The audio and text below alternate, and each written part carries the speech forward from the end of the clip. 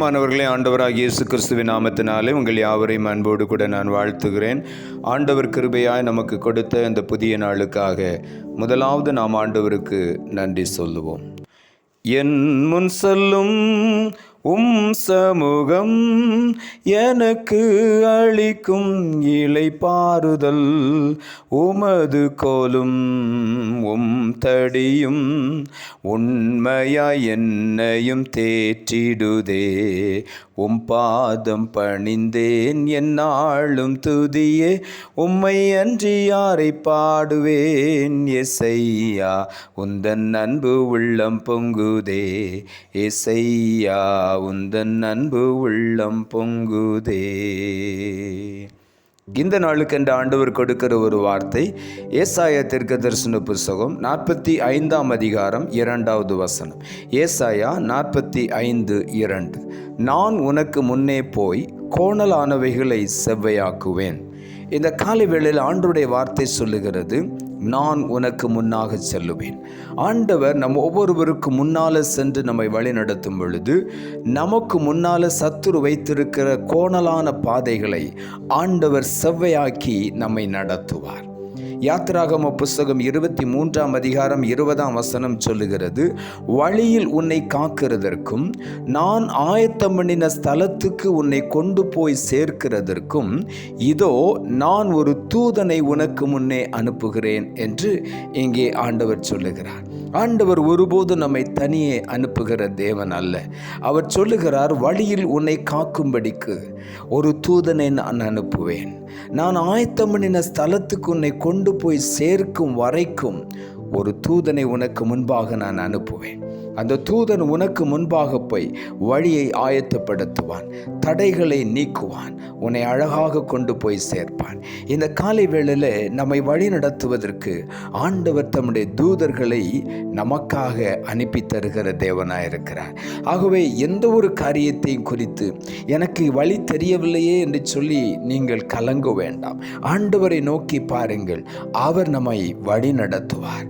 அப்படிப்பட்ட தடைகள் வந்து நிற்கும் பொழுது அவரே தம்முடைய தூதனை அனுப்பி அந்த தடைகளை நீக்கி நம்மை அருமையாய் வழி நடத்துவார்.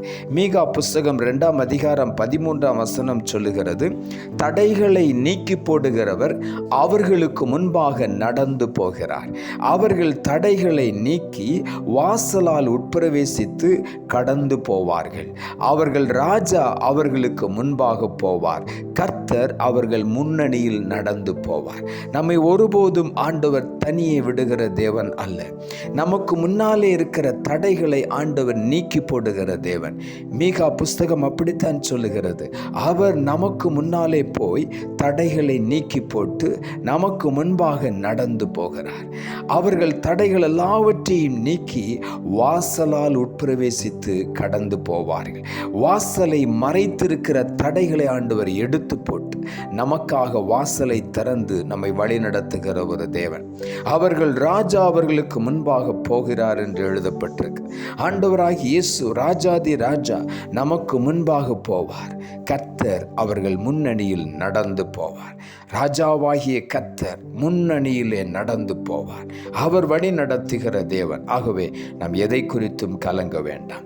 யாத்திராகம புஸ்தகம் 23ஆம் அதிகாரம் 23ஆம் வசனம் சொல்லுகிறது, என் தூதனானவர் உனக்கு முன் சென்று எமோரியரும் ஏத்தியரும் பெரிசியரும் கானானியரும் ஏவியரும் எபூசியரும் இருக்கிற அந்த இடத்துக்கு உன்னை நடத்தி கொண்டு போவார்.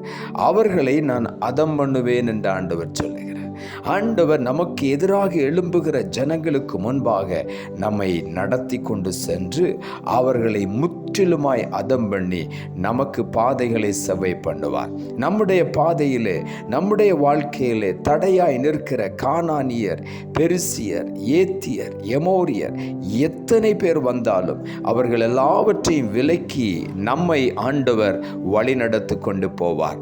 நாம் எந்த இடத்திற்கு போக வேண்டுமோ அந்த இடத்திற்கு நம்மை வழி நடத்தி கொண்டு போய் அங்கே கொண்டு சேர்ப்பார்.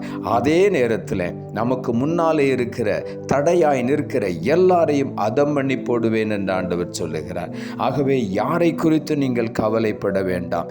எத்தனை பேர் தடைகளாய் வந்து நின்றாலும் என் ஆண்டவராகிய கர்த்தர் முன்னாலே போய் அந்த தடைகளை நீக்கி அவர்களை அதம் பண்ணி உன்னை நடத்தி கொண்டு சரியான இடத்துல சேர்ப்பார். அதுதான் நம்முடைய தேவனுடைய கிருபை, அவருடைய அன்பு. ஆகவே நாம் எதை குறித்தும் கவலைப்பட வேண்டாம். ஆண்டவரை மாத்திரம் நோக்கி பார்ப்போம். உபாகம புஸ்தகம் 31 அதிகாரம் 8 சொல்லுகிறது, கர்த்தர் தாமே உனக்கு முன்பாக போகிறார், அவர் உன்னோட இருப்பார், அவர் உன்னை விட்டு விலகுவதும் இல்லை, உன்னை கைவிடுவதும் இல்லை, நீ பயப்படவும் கலங்கவும் வேண்டாம் என்றார். இங்கே ஆண்டவருடைய வார்த்தை என்ன சொல்லுகிறது?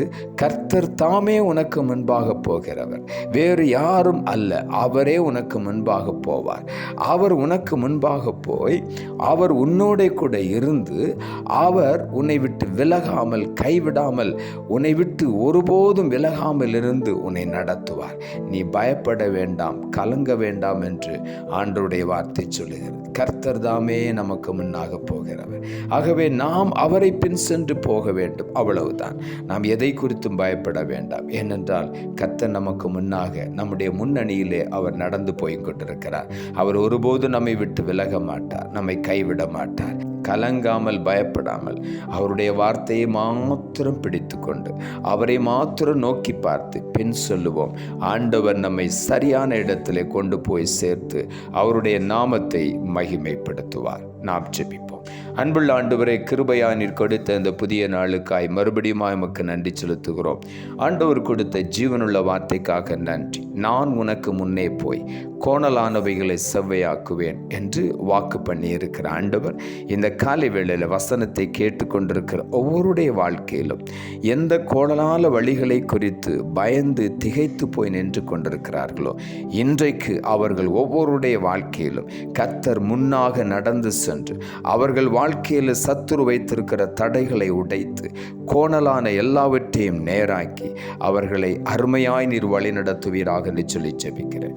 ஒவ்வொருடைய பயத்தையும் நீக்கி நீர் முன் சென்று தடைகளை நீக்கி அவர்களை வழி நடத்தி அவர்களை ஆசீர்வதியும், அவர்களை சரியான இடத்திலே கொண்டு போய் சேர்த்து உம்முடைய நாமத்தை மகிமைப்படுத்தும். தாழ்த்தி உம்முடைய கரத்தில் ஒப்பு கொடுக்கிறோம். இரட்சகர் இயேசுவின் நாமத்தில் ஜெபிக்கிறோம் நல்ல பிதாவே, ஆமென்.